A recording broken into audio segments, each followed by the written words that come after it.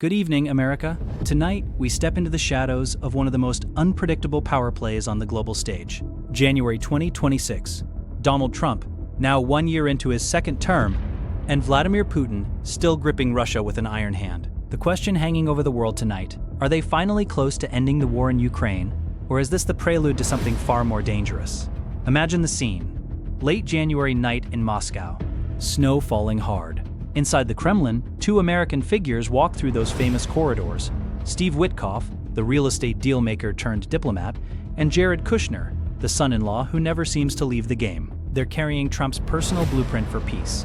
Sources inside say the outline is aggressive, bold, and dangerously close to reality. But here's the first twist.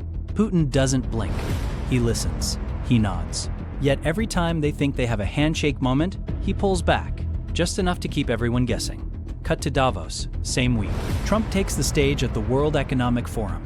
The room is electric. He looks straight into the cameras and says Putin is playing games. 2 steps forward, 1 step back. Then, in the next breath, he drops this bomb.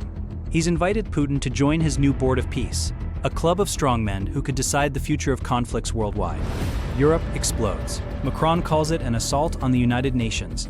Trump laughs it off and threatens 200% tariffs on French champagne. Classic Trump. But behind the theater, something real is moving. Kyiv gets hit with one of the heaviest drone barrages in months, just days before Zelensky's secret trip to Mar-a-Lago. Trump reportedly saw red, called it a personal insult.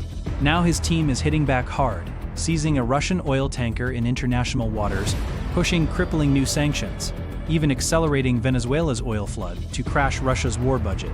Putin responds with 3 words that chill every negotiator. Territory is non-negotiable. Zelensky, speaking quietly from Kyiv, says, many complex issues remain unresolved. So here we are. Trilateral talks are scheduled this week. United States, Russia, Ukraine, in a neutral location nobody's naming yet. Ceasefire on the table? Maybe. Land for peace? Possibly. NATO expansion frozen forever? That's the rumor everyone's afraid to confirm. And then there are the darker whispers.